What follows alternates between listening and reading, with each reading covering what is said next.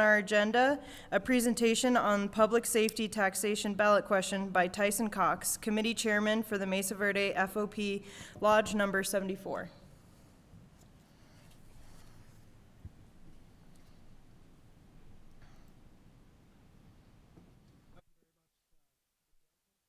Is the microphone on? Is there a green button? There is now. Perfect, thank you. Thank you. I appreciate the council allowing us to have time as the FOP to come and present why this public safety sales tax is so important to the county law enforcement moving forward into 2025.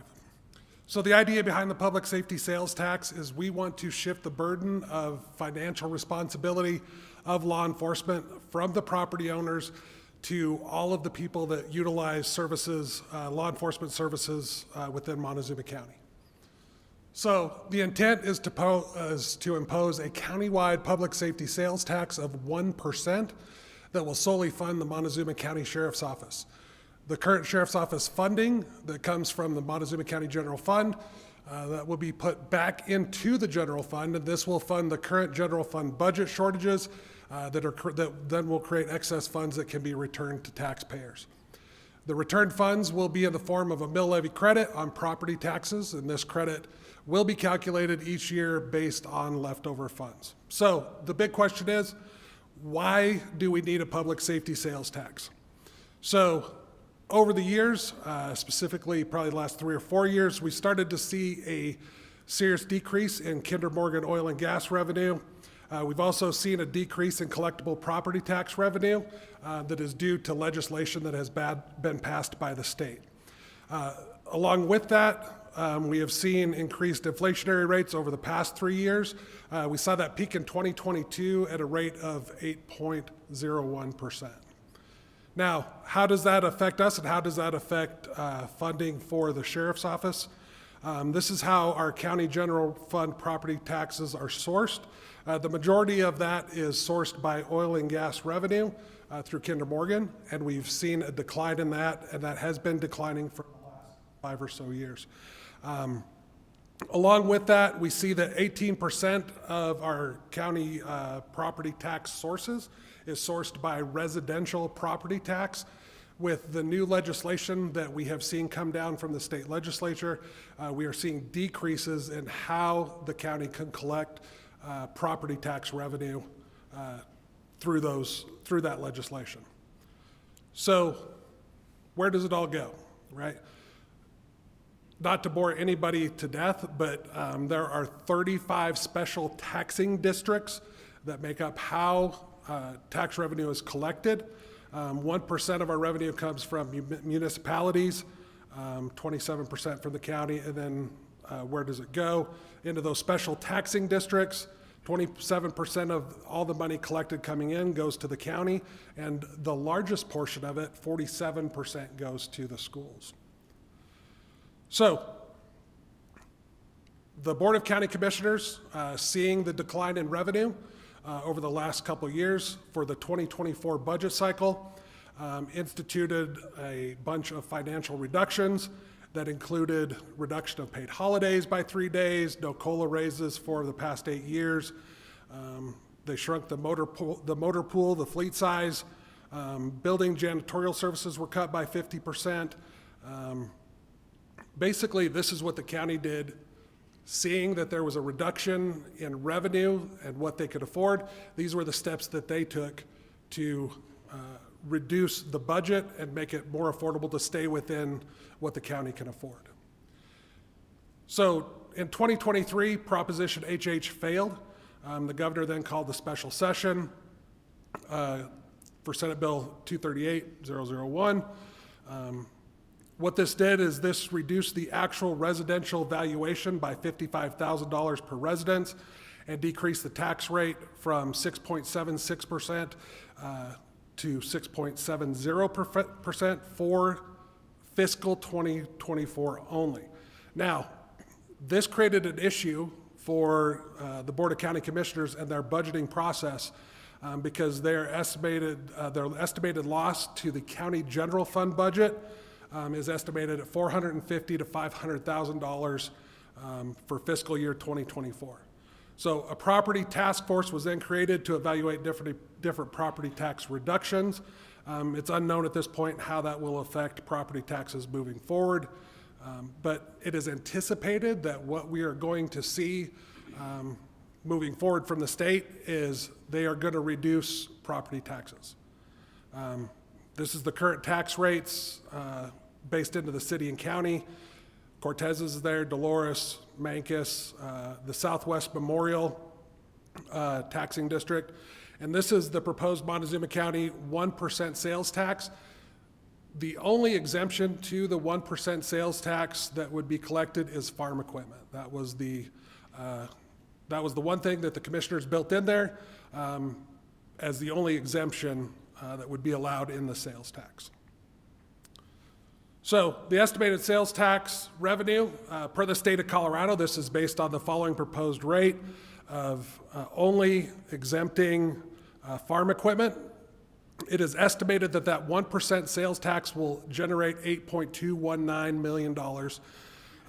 So basically how this breaks down is if you spend $1,000 per month on consumable items, your additional sales tax, if you take $1,000 times 1%, you're looking at $10 per month if you're spending $1,000 a month on consumable items. So on average, your annual cost would be roughly $120 per year added to your budget, to your household budget. So in the interest of keeping in time, so I don't take my friends at the fire department's time also, the sheriff's office budget comprises 36% of the total general fund for the county. Now, why is it important that this sales tax passes? Because Montezuma County, the sheriff's office, is the lowest paid law enforcement entity in southwest Colorado. We have done a study from Grand Junction south to San Juan County, New Mexico, and east to Archuleta County, okay? The Montezuma County Sheriff's Office is currently the lowest paid agency within that geographical region. Why is that important? Because we are struggling to retain and recruit good employees.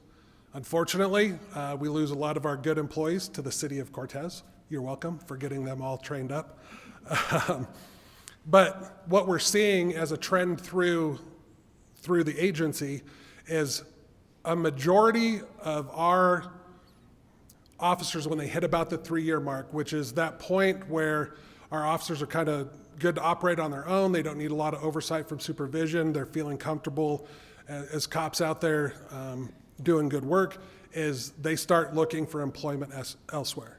Now, for the taxpayers, this is where this becomes a problem. Over the last, I would say, probably about 10 years, we have lost roughly $2 million in training and experience, what we have spent to train our officers and what we have lost in experience. I'll hop back to that here real quick. So I want to jump into what it costs to train our officers. Then we're going to fall back. Give me just a second.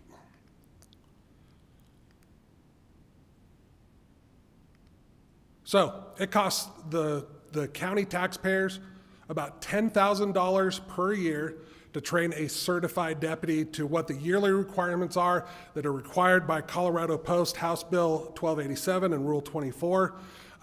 This does not include any other MCSO training that is identified needs. This is strictly what the state requires of us to provide to our officers. When we break down what our training cost is, we look at it costs about $750 per training hour to train certified deputies. This doesn't include materials, equipment required for the training.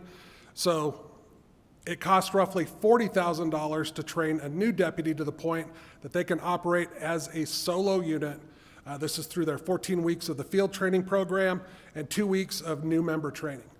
So if the MCSO sponsors a new employee through the police academy, that cost increases by $8,000 to $12,000 depending on where they attend the academy. Most of our cadets, they go to Mancus to PCC, and right now it is costing $11,300 to put one of our folks through the academy out here at PCC. So between 2015 and 2020, the MCSO lost 193 years of experience. If we look at what it costs to keep our deputies certified, Surrounding areas, Fayette County, and Telluride, Durango, Farmington, we're low man on the totem pole. We're having trouble keeping personnel. We have the same issues at training, where we feel like we're a training ground, just like the county does. Right now, currently, we're in a process, which is actually going to happen tomorrow, of selling Station 2. And I know we've said in the past that if we're not able to continue with the current budget that we have, which we're not able to, we're going to have to start making some drastic cuts, which we've done. We're actually in the process of selling Station 2, which will happen tomorrow, and that station is south of town. The reason we chose that station is that it's the highest, I guess, cost, you would say. We get the most bang for our buck out of selling that station. We hated to sell it. There wasn't any one of us that wanted to get rid of a station, but at this point, we didn't have any choice. With the sales tax initiative that we're asking the voters to pass in our district, or like the county, we're not the only ones that are going to be paying for the mill levies. So with sales tax, we get all the tourists that come through, the rest of the county helps pay for the fire protection district, and in general, that's going to help our budget. Les is our money man, so we'll let him speak a little bit about finances and where we're at with that. But right now, if the sales tax does not pass, we've got more serious cuts in front of us. We've got actually one more outlying station that we can sell that we may have to sell. We've cut our budget as much as we can possibly cut. We've cut personnel on day shifts, or all of our shifts, down to a 4-man crew, which, if you look at NFPA standards, we're way behind the 8 ball there. We should have 16 people on each working structure fire, and we're trying to go into a structure fire with 4 people, so we're, safety-wise, we're way behind the ball, and we need to get our personnel brought back up to where we have at least 5 people per shift. It would be nice to have an additional shift at a different station so that they can respond to other areas. So we'll let Les take over on the financial portion of it. It came up. My name's Les Rogers. I've been sitting on the board since 2018. I've watched a lot of things happen in these last, yeah. Can you make sure to? Okay. Okay. I have a hard time standing still. Name's Les Rogers. I've been on the board since 2018. Watched a lot of this development take place. This isn't something that just happened suddenly.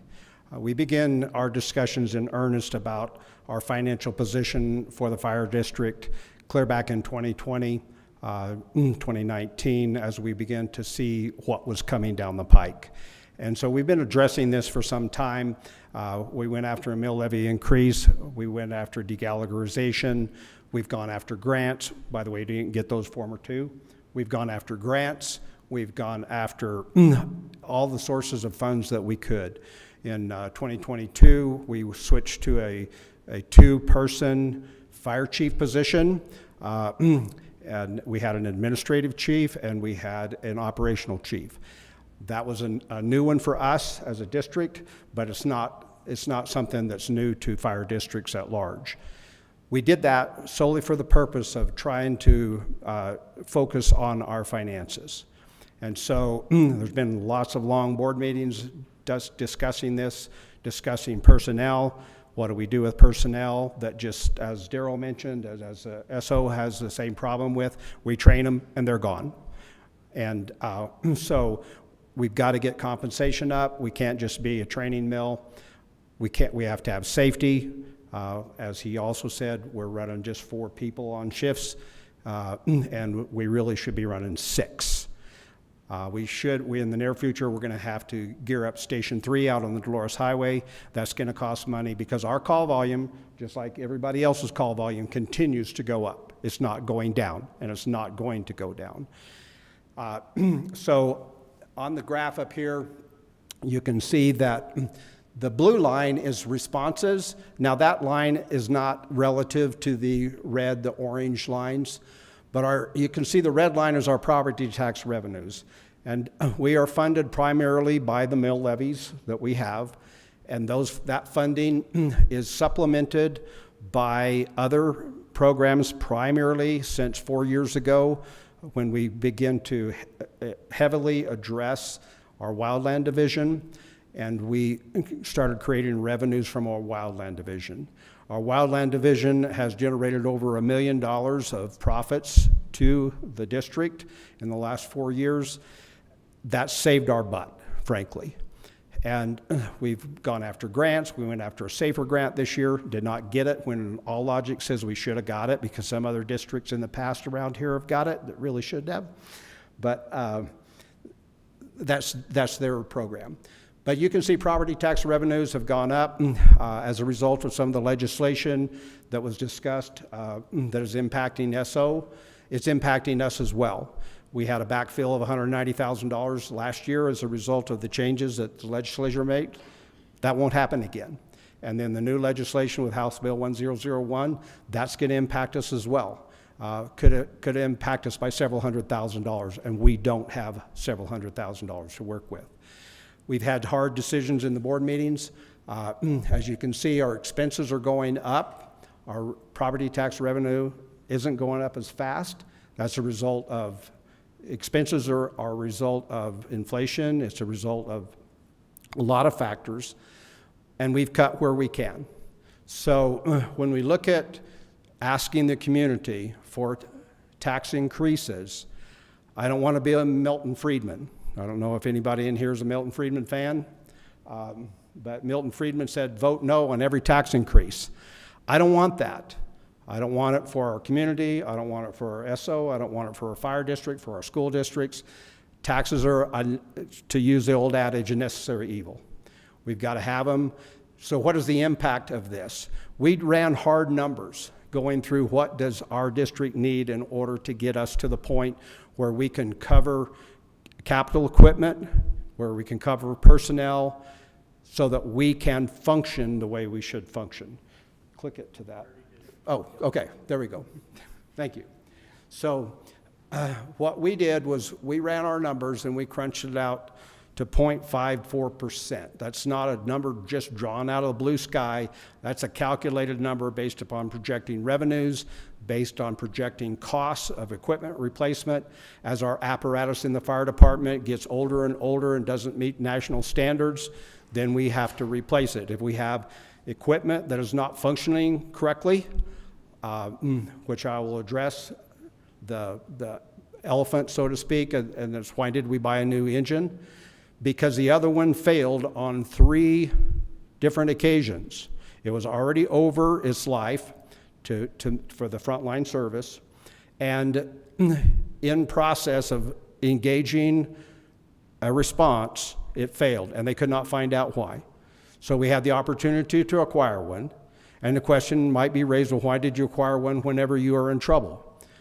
Okay, financially, and the answer to that is simple, okay? We have to have the equipment to respond to fires, and that was our mainline engine. We have to have the equipment that will keep our personnel safe. And that purchase was a capital lease. That purchase is not going to make or break the fire department. What will make or break the fire department will be the failure to get a yes from everybody on 6A in November. That's what will kill us. What is the cost of that? That cost is very similar to the cost that SO presented on their 1% when you crank the numbers out. So it's about, for the individual, we have quite a few exemptions, but the average cost that we have projected out is about $8 a month. That's a Starbucks a month. That's a Big Mac anymore a month. So that cost to the average person is about $8 a month. And again, a substantial portion of this first slide is in the district. The second slide is for the residents in the county.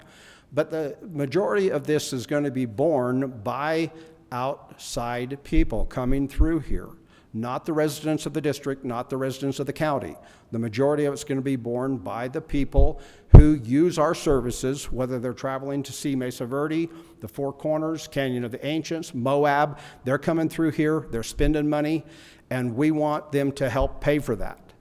And whether they're coming from Blanding, from Bluff, people come from Bluff to shop here, they need emergency services. If something happens to them, their car gets T-boned, God forbid, and they need the jaws of life to pry that car apart, our fire district is the one who has that equipment and the training and the personnel. Just like you and I, when we travel, I just spent 3 days in Grand Junction. I didn't pay one bit of attention to the sales tax. I couldn't tell you right now what the sales tax in Grand Junction is. I didn't pay any attention to it when we went out to dinner, when I got a motel. I didn't pay any attention to any of that. So we're asking you, and I think I'm running out of time, we're asking you to support us as a district because this is absolutely necessary for the survival of the district. We barely got by this year. Had we not sold Station 2, we would have been laying people off already. And once we lay off people, we will no longer respond to anything except structural fires, because the mill levy is a mill levy for structural fire protection. And we run over 4,000 calls. We're going to run over 4,000 calls this year, assisting EMS, assisting LEO to service the needs of this community. And in 2022, we ran 17 structure calls for house fires. So the property owners, of which I own 3 properties in Cortez, we're paying for our mill levy for structural fire protection, but our fire district is providing substantial services way, way beyond that. Thank you. I think that pretty well sums it up. So, like Les said, if we don't get this sales tax initiative, we're going to be selling a lot more stuff than just one station. Our other outlying station will have to be sold sooner or later down the year. Then we'll start selling trucks. And our very last thing we want to do is lay off any personnel. That's going to be the last step. But if we don't get some help with the sales tax, it's a very good reality. So just want to thank you guys for your time and help us out if you can. Thank you. Does council have any questions or? No. Thank you for your time and sharing your story with us and the public, and why you both are going to be on the ballot this November. So thank you. Thank you all for being here tonight. All right, we're going to move on to C on our agenda, briefing on Cortez Safe Streets for All projects and Vision Zero commitment, presented by Acting Chief Andy Brock and Planning Group Vice President Derrick for Bohannon-Huston, Derrick Webb. Thank you. I'm basically here just to introduce the consulting company, but I have a short few lines I would like to read to you first, and then I'll introduce the company. Okay. We're here to talk about Safe Streets for All.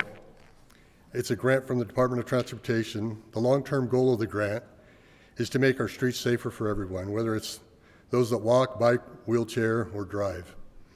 It's based on the Vision Zero model, which aims to eliminate traffic fatalities and serious injuries. Since May, a team of our grant writer, Scott Baker, Finance Director Kelly Koski, City Engineer Kevin Kistler, Lieutenant Angela Martinez, and Public Information Officer Kelly Codner have been working together to move this project forward. They reviewed proposals from several consultants and chose Bohannon-Huston Incorporated, or BHI, to help guide us through this process. Kevin Kistler has been gathering data on traffic patterns. Kelly Codner has been busy reaching out to the community through social media platforms. attending events and gatherings, sharing information, and encouraging people to fill out our Safety Action Plan survey. She has an upcoming informational meeting geared to the Spanish-speaking community in hopes of that their voices are heard also. Nobody should be left out. All of the feedback and information we've gathered so far and all that we will gather is given to BHI, who will present a draft of an action plan in January. With the work that has gone into this grant and the work and the information that we're going to get out of it, we're hoping to leverage future grants to put the action plan into motion. We are working towards Vision Zero traffic fatalities. Now I get to introduce Claire Haley, the planning leader, the planner leading this project, and Derrick Webb, Vice President of Bohannon-Huston Incorporated, to share more of the progress and what's coming in the future. Thank you. I need to turn it on.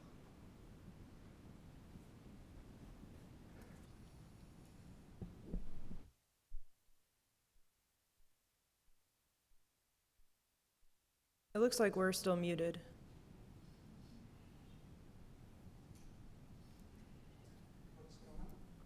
Are we muted on our end, or can they hear us? Hello, my name is Claire Haley. Can everyone hear me? Oh, we can hear you. Can you hear us? Okay. I'm going to share my screen. How about now? That one there. Thanks. Okay, and the technology is a little funny because I think you can hear me, but I can't hear you. Can you hear us now? Oh yeah, no, I can. Okay, great. It's still a little hard to hear you. So give us one moment. Okay, thanks. Say something. All right, can we test? Yeah, can you hear me a little better now? That's getting better. How about now? Yeah. Will that be picked up on the video? Okay. Okay, great. All right, well, welcome. Thank you for joining us virtually. We'll go ahead and let you get started with your presentation. Yeah, thank you so much. My name is Claire Haley. I'm a planner with Bohannon-Huston.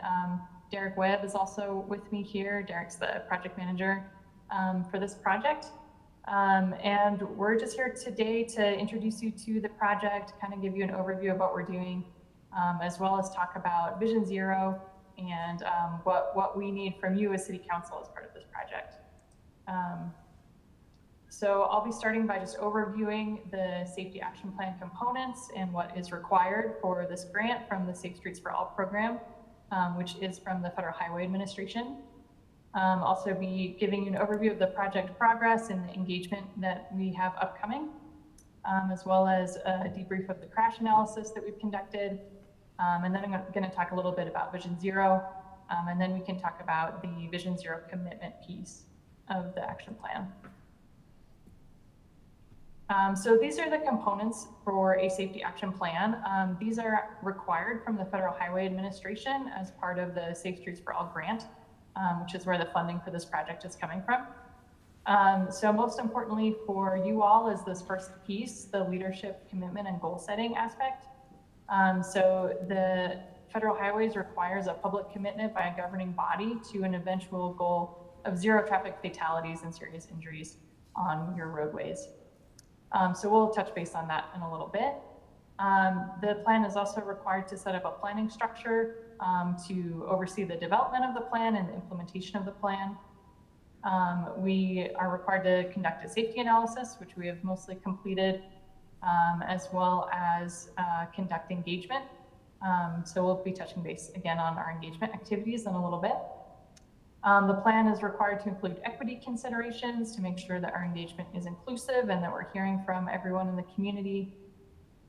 We also need to review policy and recommend process changes that can help improve the guidelines and standards that the city uses in an effort to help prioritize safety.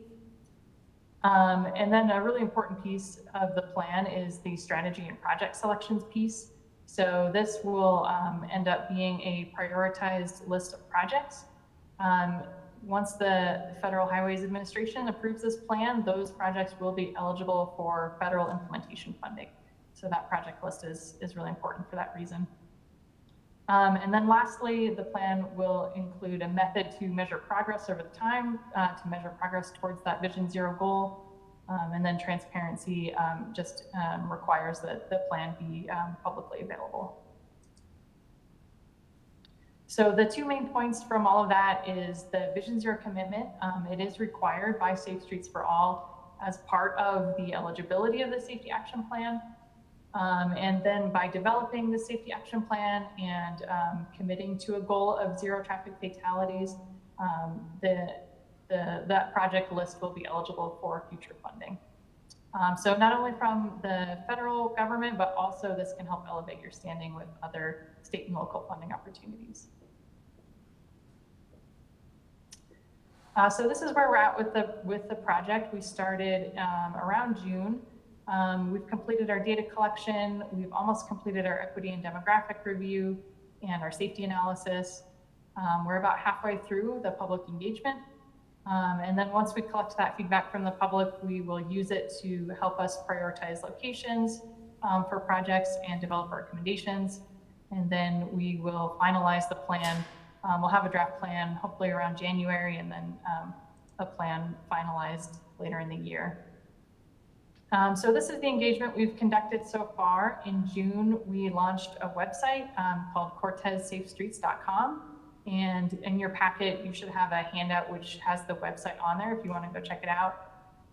We also have an interactive map where you can go online and drop pins at different locations throughout the city and let us know if you have any concerns related to safety. In June, we also began promoting the project and the website. And I just wanted to give a quick shout out to Kelly Codner with the police department for her phenomenal work in helping to promote this project.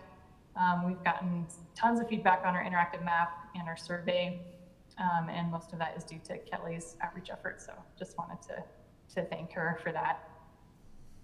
In August, we conducted a focus group focused on safe routes to school, and we had good engagement with that. We had parents, teachers, students, and a variety of stakeholders attend that focus group. In October, we launched a survey in both English and Spanish. Kelly conducted some targeted outreach to the senior community.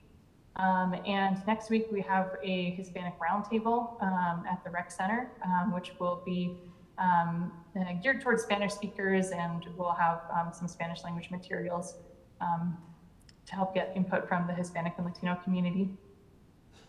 We also have coming up fairly soon a public open house on November 6th from 5 to 7 p.m. at the City Hall.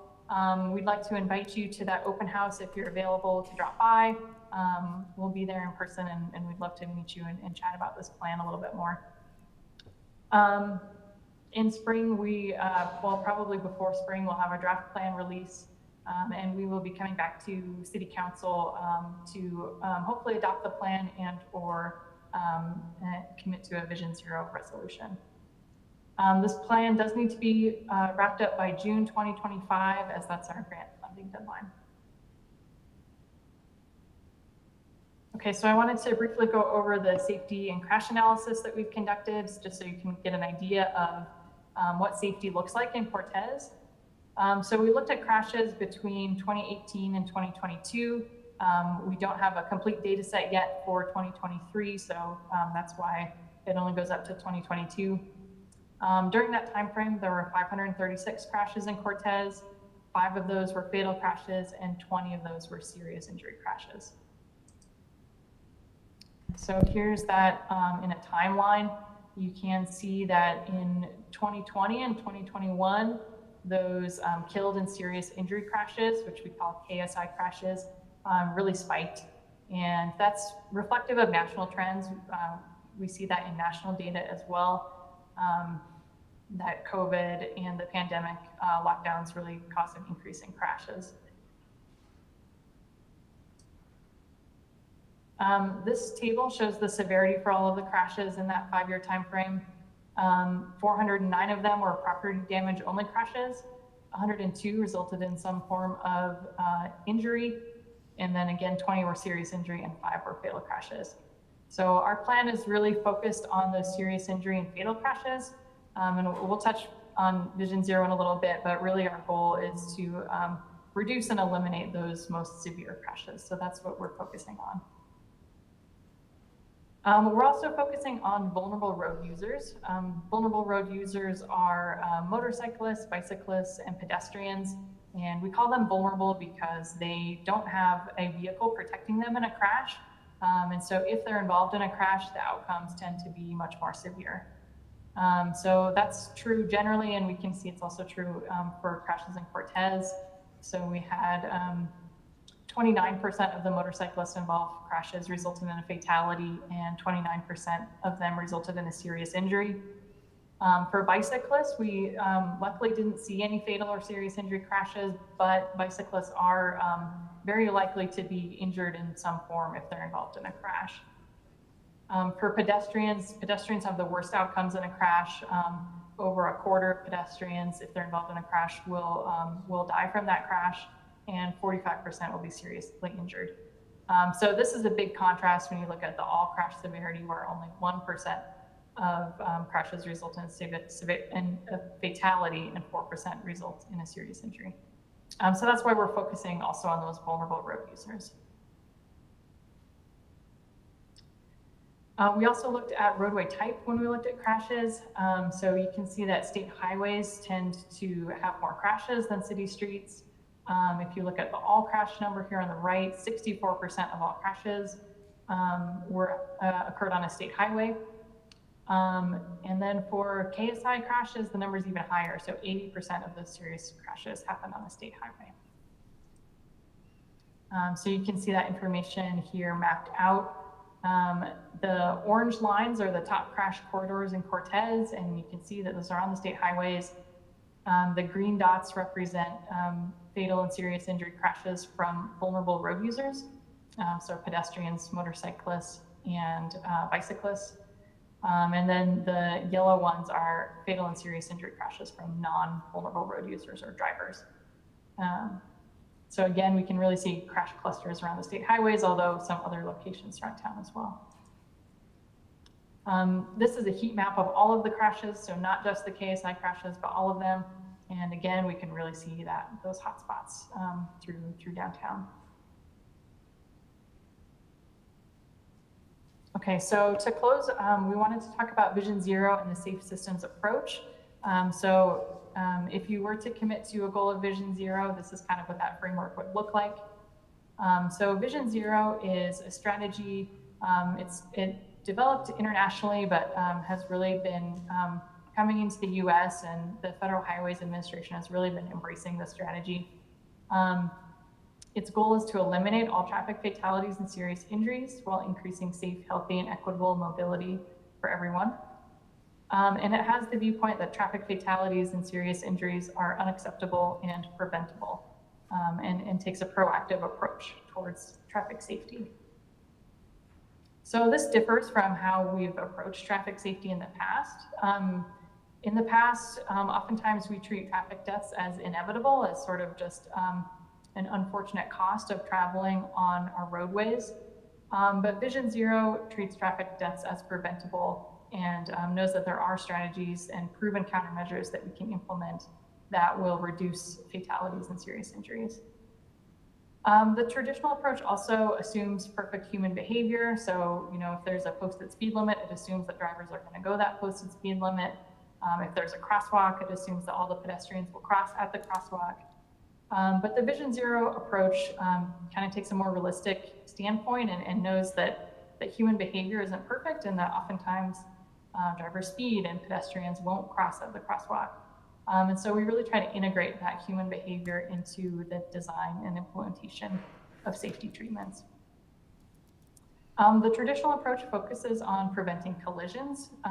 So that could include fender benders and less serious types of crashes, where Vision Zero really focuses on the fatal and severe injury crashes. And then the old approach also really focused on individual road user responsibility and relied on individual drivers and road users to behave responsibly to ensure safety. The Vision Zero approach takes a more shared responsibility approach and tries to share that responsibility for safety among policymakers, designers, planners, engineers, as well as road users. So the safe systems approach is related to Vision Zero. It comes from the USDOT and FHWA, and it's kind of their guiding paradigm for how to address safety going forward. So it's a holistic and comprehensive approach. It tries to build and reinforce multiple layers of protection to build some redundancy into our safety system. And then it's really focused on prevention as well to make sure that, that crashes don't happen in the first place. And if they do, those crashes are less severe. So these are the 6 main principles of the safe systems approach. First of all, it acknowledges that death and serious injury is unacceptable, that we shouldn't accept that as a consequence of driving on our roadways, but instead we should take action to try and solve this problem. Second of all, we design for human mistakes, like I mentioned before, that we know that humans make mistakes while they're traveling, and those mistakes shouldn't result in a death or a serious injury. Third, humans are vulnerable. We know that the human body can only withstand a crash at a certain speed, especially if that person is a vulnerable road user outside of a vehicle. And so slower speeds help protect people from those serious outcomes and crashes. Number 4, shared responsibility. Like I mentioned, instead of putting all of the responsibility on road users and other drivers, instead we're spreading it out among roadway users, designers, policymakers, and also emergency response as well. Fifth, we proactively address risks before deaths occur to try and identify concerns and address them before a fatality happens. And then 6, try to create some redundancy in the system to make sure that if one aspect of the system fails, that another one will hopefully prevent the crash from happening. And so this is kind of a diagram that the FHWA has to kind of sum up that safe systems approach. You can see that the shared responsibility is sort of all these spokes in the middle with safer vehicles, safer speeds, safer roadway design, post-crash care, and also safer people and roadway users. Okay, so obviously the main benefit of having safer streets is that it saves lives and it prevents injuries. But in addition to that, it can also result in lowered congestion. When crashes happen, we know it causes traffic backups and a lot of congestion. It also can result in fewer emergency responses if we have less severe crashes, and that can help save taxpayer money and reduce the burden on the EMS system. And then it also results in financial savings for residents who don't have to pay as many medical bills, insurance claims, or vehicle repair costs. Okay, so we'll come back to you all in a few months to chat more about this Vision Zero commitment, but we wanted to just kind of introduce the idea to you and get you thinking about what it could look like and what's appropriate for Cortez. So I included in the packet a couple of example Vision Zero commitments. There's one from Longmont and one from Fort Collins. So most Vision Zero commitments look like this. You could pledge to achieve 0 traffic fatalities and serious injuries by a certain year. I think the ones I included have a 10 to 15 year time frame, although it's up to you what time frame you want to use for that. Another approach is that you could, if you didn't want to pledge to achieve 0 traffic fatalities by a certain timeline, you can also pledge to achieve a % reduction in fatalities and serious injuries by a certain year. So FHWA does allow this type of commitment, although it does state that it needs to be a significant reduction. So like a 5% reduction in crashes wouldn't be acceptable from the FHWA standpoint. So yeah, again, in your packet, there's a couple examples of what that could look like. And there's also, I think, a fact sheet about sort of best practices around Vision Zero commitments and what you can include. It can either be passed as a resolution or some communities will just adopt the safety action plan, and the safety action plan can include that goal as part of the action plan. So that works too. Yeah, that's the Cortez Safety Action Plan. So just wanted to thank you for your time. And please reach out to Derrick or myself or anyone involved in this project if you have any questions or want to talk further. And again, we'll be at that November 6th open house if you want to swing by and chat. So thank you for your time. All right, thank you. Council, want to go ahead and ask questions? I have one question for you. The main corridor coming into Cortez, of course, is your top crash corridor, and that is maintained and ran by CDOT. Will you facilitate communications with CDOT if you identify a potential problem? Yeah, that was definitely one of the things that we noticed immediately when doing the crash analysis, is that the highest crash corridors are CDOT-owned roads. So we're hoping that if that's included in this plan, we know that the city is limited in what they can do on CDOT roads. But hopefully by including those roads in this plan, that can help elevate it to CDOT and help kind of show them, you know, the severity of the problem around some of those roads. Yeah, I hope that answers your question. I don't know if we'll be necessarily communicating with CDOT as part of this, but we can definitely chat about you know, options and strategies for addressing those roadways.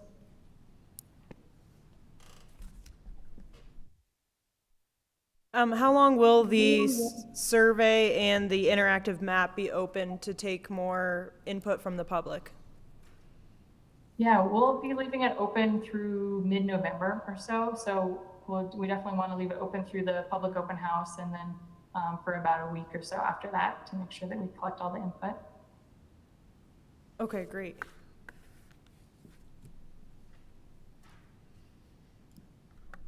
And how long, I guess how long, if we make a commitment, how long is that for? Is it like in perpetuity? And if we aren't able to meet that commitment, are there any consequences to that? Yeah, that's a good question. There's not any sort of, you know, consequence for not meeting your goal. That, you know, FHW is not going to, you know, ask for any of that money back or anything like that. So I think it's a situation where you set a goal into the future, and then, you know, once that deadline comes, then it's time to reevaluate and decide where to go from there.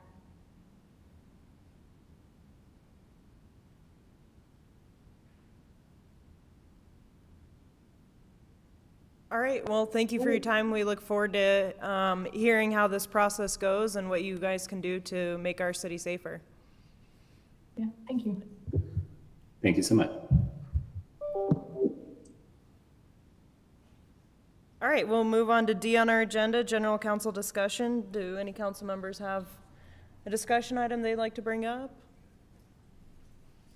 All right, hearing none, we'll adjourn this meeting and start our regular meeting at 7:30.